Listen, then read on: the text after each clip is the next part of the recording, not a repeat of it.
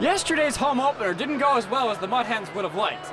They got 10 hits but managed just one run in a losing effort. They hope to bounce back tonight as they play host to the Columbus Clippers. Let's go Hens.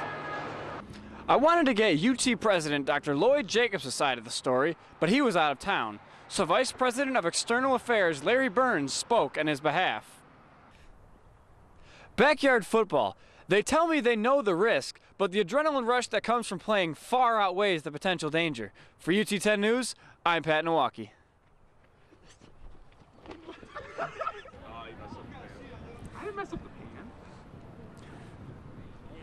The World of Arendor, the student organization here at UT that gives its members a taste of medieval warfare. For UT 10 News, I'm Pat Nowacki. UT fans have been waiting for this day for a long time. After a disappointing 3-9 2008 season, the Rockets get their first look at the new team under first-year coach Tim Beckman. Area bar owners say St. Patrick's Day is one of the busiest nights of the year. Reporter Pat Nowacki shows us that if you are not careful tonight, you can find yourself in more trouble than just a hangover. Bars close to campus make an extra effort on St. Patrick's Day to prevent drunk driving. They will pay your cab fare, get family to pick you up, or even call the police if you try to drive away drunk. They even offer perks for designated drivers. Free non-alcoholic cocktails for the evening. A lot of times we'll serve them a free sandwich or something, so they have something to do while the other people are drinking. Although UT police had 2 DUIs last St. Patrick's Day, UT Alcohol and Drug Education Committee member Carrie Moorbach believes students should still be cautious on a day like today. Especially on a day like St. Patrick's Day, where students tend to make choices that are not the best. They go to the bar early in the morning and consume a lot more alcohol than they normally would. If you go out tonight, make sure to drive safely. And if you do drink, make sure you do so responsibly. And above all else, do not get behind the wheel. For UT 10 News, I'm Pat Nowacki. Starting this May, some UT commuters will have to detour from the usual route to class. After 10 years of planning, the Ohio Department of Transportation is widening 475. ODOT area engineer Dennis Sharvett says this $5.5 million project will ease traffic congestion.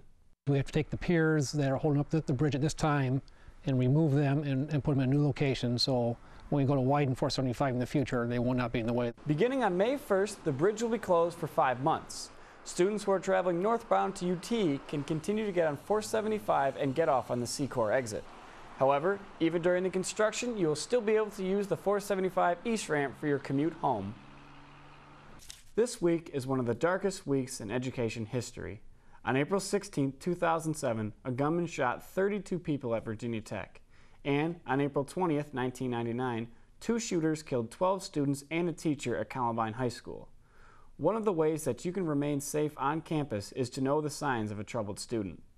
However, Department of Criminal Justice Interim Chair Dr. Lois Ventura says it is important to listen to students who are having issues. Students who are troubled are going to talk about it, and that's probably the biggest red flag you're going to see and what you need to respond to.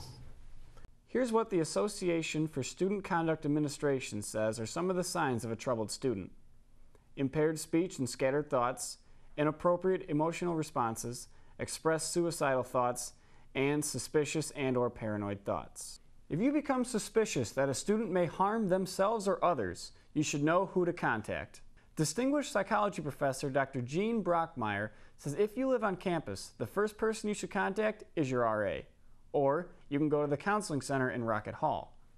If you believe that you are in danger, call the UT Police. Take Back Toledo. It's the name and slogan of a group of area businessmen trying to make Toledo more business-friendly.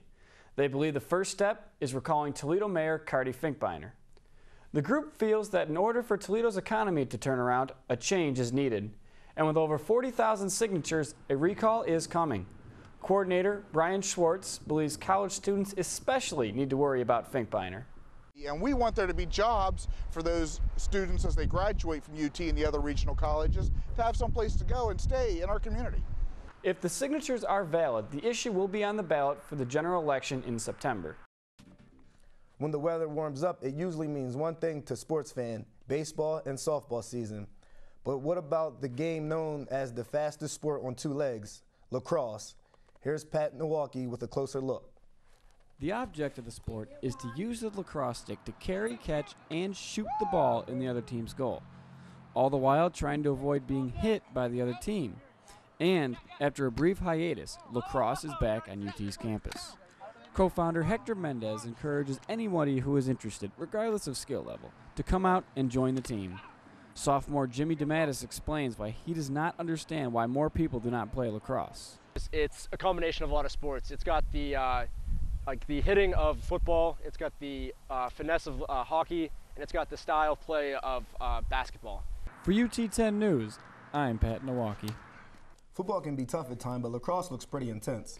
Yeah, I played it my freshman year. It's pretty tough, but it's a lot of fun. I never played it, but it looks fun. We'll be back in a moment with more UT 10 News.